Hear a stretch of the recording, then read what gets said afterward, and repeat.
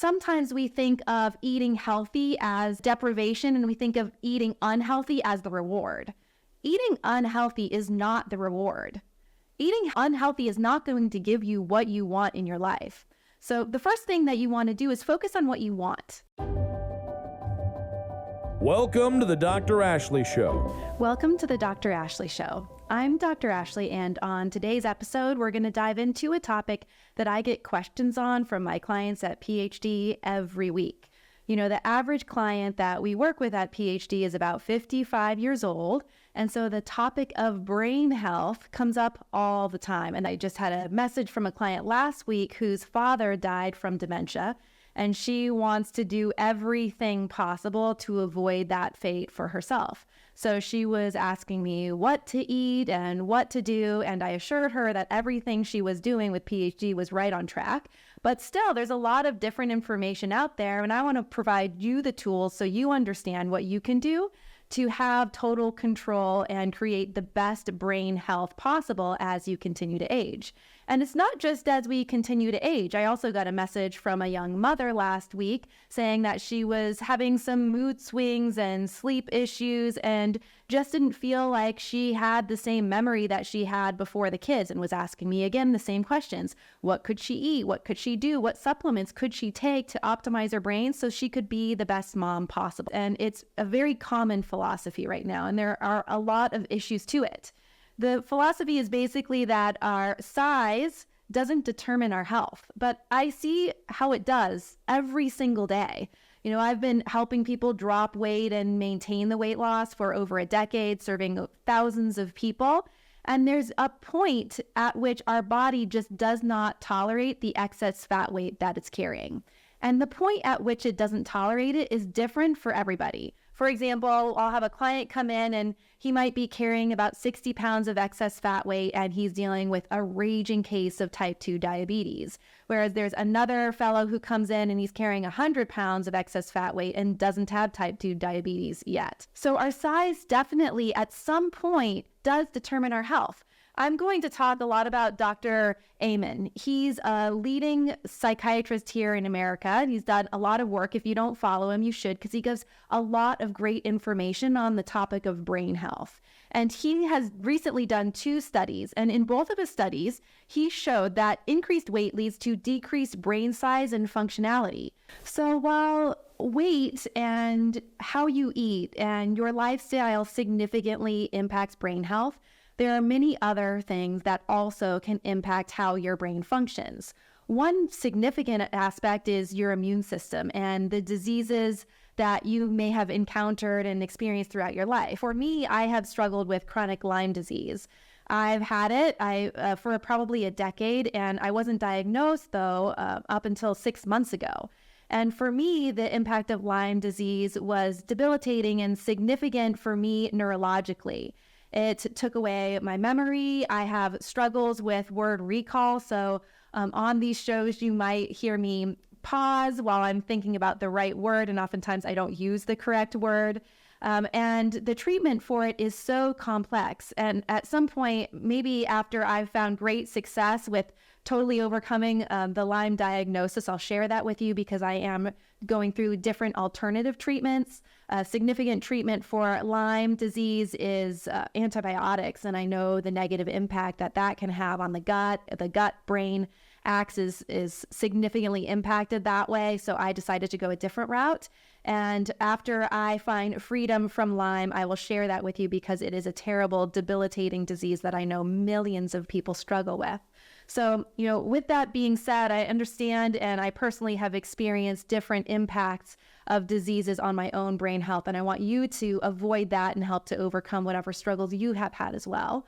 I have a client, Lucy, who came into PhD, and her goal was to drop 60 pounds. And funny enough, well, I guess it's not funny, but significantly enough, she came out and said that the weight loss was amazing, but the byproduct of totally letting go of all of the depression, she had major depression, and increasing her mental clarity was so life-changing for her. And now her sisters have decided to start the program as well, because they want to see the shift in their own mental status and mental health as well. So by dropping weight, you can definitely help to improve your mood and your brain health. And also by looking at the different lifestyles and different things to eat and foods to avoid will significantly impact brain health as well. So before diving into the specific foods of what to avoid and foods that you want to focus on, lifestyle factors you want to focus on, the number one thing to create sustainable change is mindset. And I know I talk about mindset a lot, but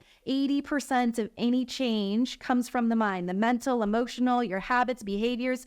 So you've got to tackle that if you want to create any change, even if you're just focusing on your brain health. So we have these two different mindsets that we can often shift in between. We have this nourished mindset and this deprivation mindset. And the nourished mindset is focusing on what is right, focusing on the foods that are available to you.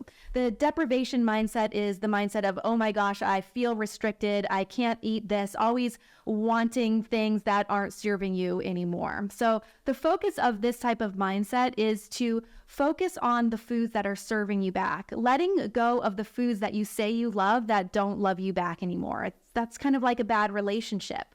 Sometimes we think of eating healthy as deprivation, and we think of eating unhealthy as the reward. Eating unhealthy is not the reward. Eating unhealthy is not going to give you what you want in your life. So the first thing that you want to do is focus on what you want. Is that energy? Is that health? Is that a strong brain and mental clarity as you age? Is that a strong relationship? And then think about what type of foods, what type of lifestyle is actually going to get you there. So say to yourself, this is what I want, and this is what's going to get me there. These are the foods that love me back. Focusing on the fact that eating unhealthy is not a reward. You need to focus on the food that make you feel good now and later. If you just focus on the food that make you feel good now, it's the 4-year-old mind that's controlling you. My daughter is 4 years old and she does this. She's like, I want this cookie now. But I will say she's actually leveled up a little bit because she realizes that if she eats a whole chocolate chip cookie just herself, that she's going to have a stomach ache. So just the other day, she's like, Mom, I think I'm going to eat half of this cookie because I know it's not going to make me feel good if I eat the whole thing. So this is what I'm talking about. You cannot let the 4-year-old mind control yourself. Oftentimes we eat foods, we look at the pizza and the beer and we think, oh my gosh, I'm going to eat that because I deserve it, because it's Friday, because my wife can eat it, because my neighbor does, because my dog likes it, whatever it might be. And we don't focus on the outcome of what's going to happen later. The major heartburn that's going to impact you where you have to take a medication to overcome it. The dementia that it's going to cause 10 years from now. Sometimes we think that just a little bit isn't going to harm us, but it's all of the just a little bits that add up and create a lot of negative impact later on in our lives. If you list out those wants that I just mentioned, the health, the energy, the relationship, eating wrong is actually the punishment. You're depriving yourselves from all of those good things when you eat the wrong foods for your body. If you hit a weight loss milestone and you reward yourself with ice cream, I'm concerned for you and your potential maintaining the weight loss for the long term. I personally would love to enjoy alcohol. I'd love to have a drink every night. I really would. I'd love to go to bed late. It's just my tendency. I would love to go to bed around like 11, midnight, and then potentially sleep in. But for me, with 3 kids and a big business, so I can't do that. But I would love to. I'd love to have a drink. I'd love to go to bed late. I'd love to stay up late and watch Netflix. That does sound like fun. And I'd love to eat the junk food. I'd love to have a piece of pizza. But I know that for me and everything I've gone through and working and overcoming Lyme disease, if I do that, I feel like crap. I cannot function. My brain is hot on fire if I have an alcoholic drink. So I know for me, if I want to reward myself, then I focus on those foods that love me back, and that's what you need to do. Even if you don't suffer from Lyme disease or you have nothing impacting your brain now, as you age, something will. So focus on that foods that provide you with the reward now and later. All right, so now I'm going to walk you through the 11 major risk factors for memory loss as referenced by Dr. Amen. So he uses this acronym called Bright Minds. So the B stands for blood flow, and decreased blood flow actually decreases your brain size and functionality. And the decrease in blood flow doesn't just impact your brain, but it impacts all of the organs throughout your body. Did you know that 40% of men at the age of 40 have erectile dysfunction for that reason? And 70% of 70-year-olds have erectile dysfunction as well. So things that decrease blood flow is having a sedentary lifestyle, sitting a lot, actually watching screens. So if you want to have poor blood flow to your brain, sit in front of the TV all the time and watch Netflix or screens. Same for your kids or your grandkids. Get them off the screens. Decreases their blood flow and decreases brain function. You don't want that for us. You don't want that for your kids or your grandkids either. The R stands for retirement. And when we retire, we see our brain function start to decrease as well, primarily because we don't have as many new learnings happening in our life. So learn new things, challenge your brain, do puzzles, learn a language, learn an instrument, something where you're challenging your brain to learn in different ways. Brush your teeth with your left hand or your right hand if you're left hand dominant. The I stands for inflammation, and you're at high risk of inflammation in your body and your brain if you don't have good amount of omegas, which you get from fish, and if you eat a lot of processed foods. So those are the foods that you find in boxes and bags and not in your refrigerator. So your cookies and cereals and even protein bars or Quaker Chewy bars, processed oatmeal, or even, steel cut oats if it spikes your blood glucose, chips, fruit juice, sports drinks, energy drinks. Those are all foods that cause inflammation in the body. You don't want that if you want good brain health. So instead, you want to eat more fish, specifically sardines and mackerels are great for your brain health. Take an omega-3 supplement, probably even if you eat fish, but you want to take one of those and focus on your anti-inflammatory foods, which we'll talk about in a minute. The G is for genetics, and I love how Dr. Amen says it. He says, genetics are a wake-up call. They're not a death sentence, and you want to use it as such. And I talk a lot about genetics, and I actually have a YouTube episode on genetics that you should check out. And I talk about my husband in this episode because he comes from a family history of significant morbid obesity. I mean, multiple people in his immediate family are carrying around over 100 pounds of excess fat weight. And he has been disciplined and he is obsessed with continued growth of himself and his fitness. And he's used those genetics as a wake-up call and has not accepted them as his path or his outcome. So if the same is for you, there is hope and you can make a change. It doesn't have to be a death sentence for you. It just means that you need to take action and you need to take action now. You cannot wait for the later because the later is happening right now. H stands for head trauma. And so if you in your past played in sports and had a lot of head concussions, you're at significantly increased risk of dementia. Or if you like to ride horses, you just need to be careful. If you're walking down the stairs, use the handrail. If you're going to do any kind of sports where you're at risk of banging your head, wear a helmet. Significant impact on your brain health. T is for toxins. So you can get toxins from all the different areas of our environment, but specifically alcohol, even recreationally using marijuana impacts your brain health. There was a study looking at recreational marijuana use and decreased brain size and function. So if you need it for health, to eat, for appetite and all of that, and medical reasons, different situation there. I'm just saying recreational use you want to be aware of from a brain health perspective.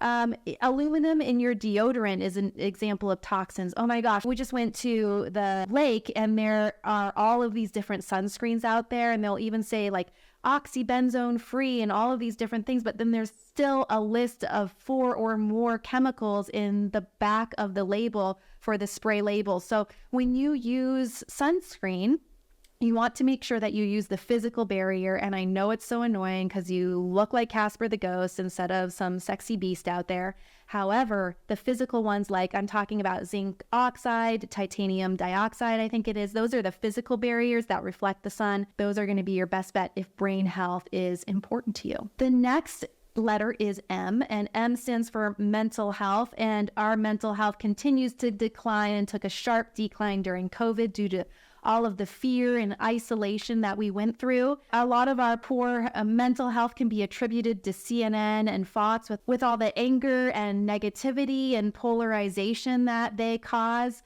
I don't know if this is the right answer, but decreasing the amount of attention that you put and time that you put toward the news and what's happening through media will significantly improve your mental health. For me, I actually never watch the news, and it might not be a good thing, but I get all of the news from my family members and friends. I'll just be like, okay, what are the three main things that are happening in the world right now? Because I cannot stand the news. For me and the way my body is driven, if I listen to the news, I get hooked on to a negative story and it just keeps circling in my brain. And it doesn't allow me to function on all the positive things in the way that I can impact and serve people. So for me, I just had to turn it off. I don't really know a ton of what's going on in the world, but I probably know the most important things, and I'm not stuck in the negativity. So focusing on gratitude, appreciation, getting out there with important people in your life, friends and family who bring out the best in you is really important to achieve good mental health. Getting out in nature is one of the number one things you can do to increase dopamine surges, which is that feel-good neurotransmitter. So get outside, spend time with people you love, and focus on the positive things that are happening in the world and in your life. I is the next letter, and that stands for immune system and infection. And this is what I told you regarding my story. So long COVID is an example of when your immune system just drops down and that impacts your brain health. Lyme disease is significant in brain health impact as well. So if you think you're struggling with something like that, find help, get support, seek treatment. If there's anything I can do, if you're struggling with Lyme disease, I've dealt with long COVID as a result of my Lyme disease. If there's anything I can do to help serve you, please just drop a comment below if you're watching this on YouTube, or find me on social media and DM me, and I would love to walk you through as much as I can to find freedom from those diseases. Supplements that can help with immunity, which I take, are vitamin D. I always take that even in the summer. Vitamin C, high doses, about 1,000 milligrams a day. Zinc is important. Quercetin is important for you as well. And then just staying up on those omegas can also serve your immune system in a positive way. N stands for neurohormone issues. And this just means like if your hormones are not balanced, if your thyroid is off, you want to make sure that you go to your physician and they ensure that your hormones are all balanced and right where they need to be. If your thyroid is depressed or elevated, it can significantly negatively impact your brain health.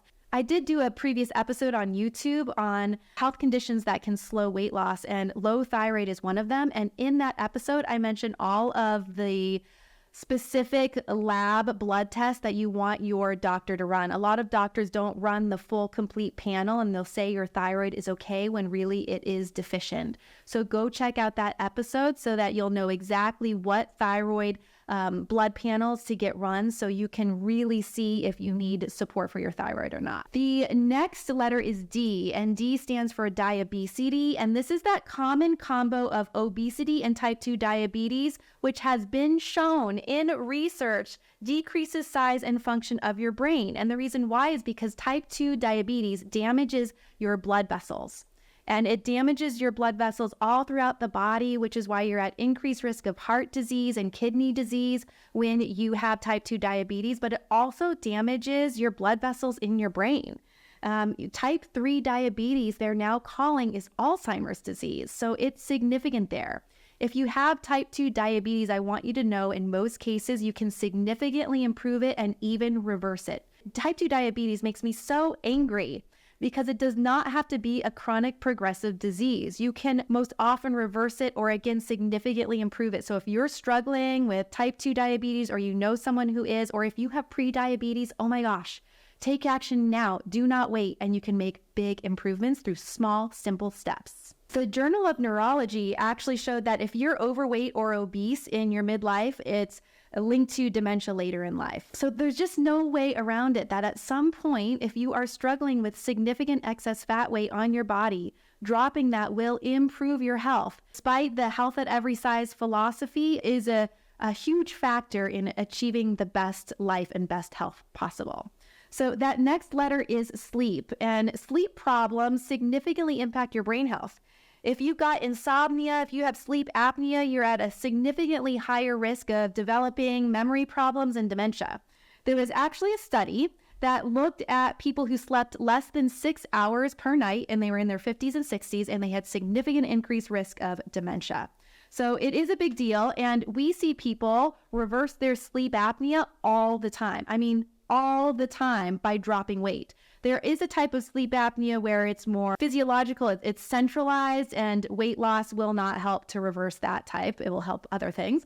But for most people, it's structural. So if you think you might have sleep apnea and you haven't gone in to have a test to see if that might be the case, I really encourage you to go do that, because you can pop on that CPAP machine and sleep better, or you can choose to drop weight and then not have sleep apnea anymore and not have sleep troubles and not need that darn big CPAP machine anyway. So no matter what, you want to get that treated, because sleep problems and lack of sleep significantly impairs your brain health. So some tips for sleeping well is, in general, you want to have a really good routine. Go to bed at the same time every night and wake up at the same time. Treat yourself like a little baby. You put the baby down at a specific time so they get used to it, and you wake that baby up to feed it at a specific time. Same thing goes with you. You're like this little baby.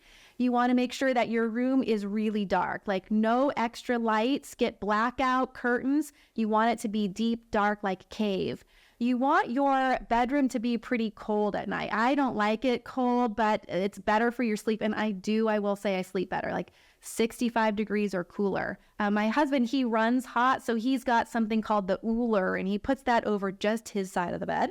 I like mine a little bit warmer, but it cools it down, and he sleeps a lot better too. If you want to look at your data to see how you're sleeping, you could consider getting an Oura ring. It's just a ring that you wear, and it tells you how much REM, how much deep sleep you get. One thing associated with food is that you don't want to eat before you go to bed, because that decreases your ability to go into deep sleep and REM sleep.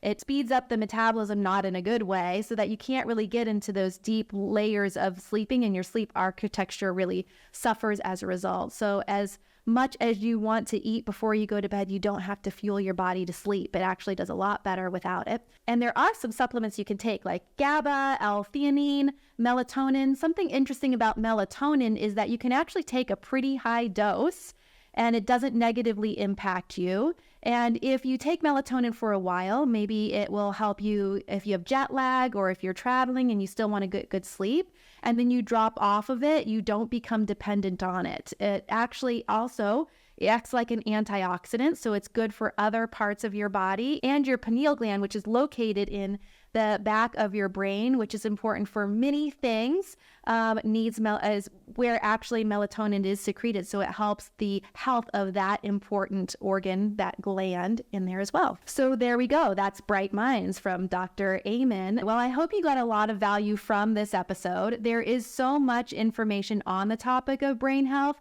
that I'm going to dig back into it next week. So please stay tuned, and we'll go through what to specifically eat, what to avoid, and specific lifestyle factors to help you out. If you did get value from this, please, if you're on YouTube, subscribe and leave a comment below. I'd love to have any feedback and respond back to you. Or if you're listening to this as a podcast on Spotify, please follow and leave a review. Remember, you've got to step up and make the change. Lead with your heart, train with your mind, and don't negotiate with your body. See you on the next one.